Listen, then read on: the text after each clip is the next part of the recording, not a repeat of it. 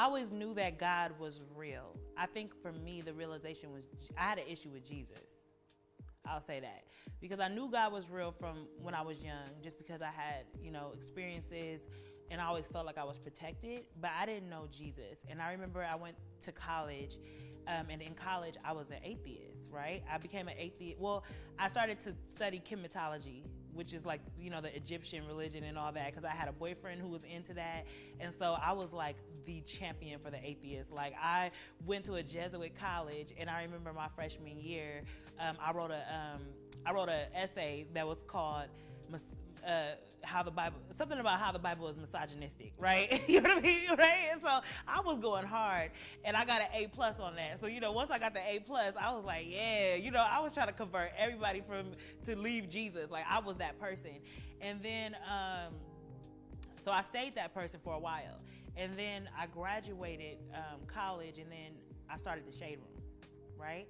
And when I started the Shade Room, like I said, I believed in God, but I didn't believe in Jesus, right? And so I remember I was in therapy because my life was just spiraling down. Even with the Shade Room and the success of the Shade Room, I just felt like I was just, depressed all the time, crying, sad. Like, I'm telling you, like, it was a horrible time. And I remember I went to therapy with this woman named Mrs. Amazon. And, she was like, well, I believe in Jesus. And I was like, hold on, because I don't want no Christian therapy. Like, you know what I mean? Like, I just want therapy. I don't want that extra stuff. Like, I don't believe in Jesus like that, And I remember she was like, well, she's like, it's not Christian therapy. And she was like, and I'm not going to, push Jesus down your throat. She was like, but Jesus is all over me. She was like, so you may get a little bit of him with me. And I was cool with that, as long as she wasn't going to push it down my throat.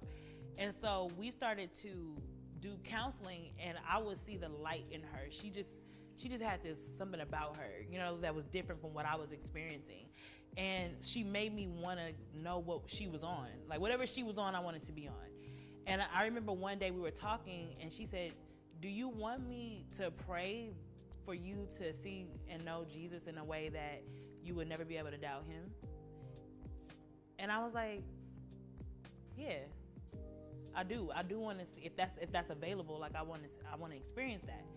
And so in that moment, she prayed for me, and she prayed that Jesus will reveal himself in a way that I could never doubt him, that I would be sure 100% that he was real. And we said that prayer, and I felt something in that prayer. It was I started to cry. That's how deep the prayer was. And after that prayer, I had such a yearning to want to know Jesus. And so I was like, I would pray on my own, like, for 3 months, because nothing was happening. I'm like, this woman prayed this prayer, nothing's happening. Month 1 goes by, and I would just keep praying, like, Jesus, I really want this experience that she's talking about. And I kid you not, one day I was in my car, and I don't know why God started with this particular vision, but I was in my car and I saw a vision, and it was about the Forbes list. This was before I even knew anything, and I saw like this boardroom, and these people were arguing on both sides, right? They were like, I don't think we should put her on the list. Some people were like, we put her on the list, like, you know what I mean? Like, it was like a debate, right? And he showed me that I was on the list, and I was like, what? And so I went telling all my sisters and my family, I was like, I'm on the Forbes list. And they were like, they thought I was the craziest person ever. I was like, no, you don't understand. I made it to the Forbes list. I don't know. God just showed me, I got a vision. And then a month later, I woke up and they said I was on the list. And so I said, well, I asked, for 3 months I've been praying about, like, how do I know Jesus is real? And then I get this vision of the future, and then it happens. I'm like, what's going on? And from that moment, Jesus started showing himself into my life. I was still into some stuff. I ain't gonna lie. One night, I was off of Molly. I'll be real with you. I was doing some real wild things. I was off of Molly. I was in the room with this, like, it was going down. Okay, and then all of a sudden, I went to the bathroom.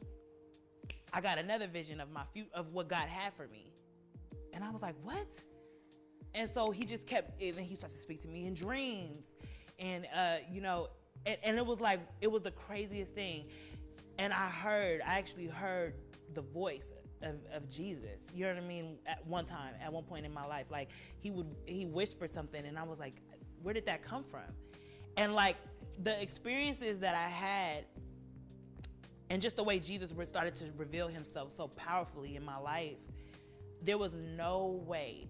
There was no Bible. I don't care what anybody said about the Bible. I don't care what anybody said. Like Megan said earlier, you can't shake me. You can't tell me. I don't care how much shame or how much, you're not woke, or nobody can shake my faith in Jesus Christ, because he revealed himself to me in a way that didn't make sense. You know what I mean? It was just, there's no way I could, and now regularly I get dreams. I just called Steph about a dream the other day. Regularly I get dreams about my life, warnings, whatever, you know what I mean?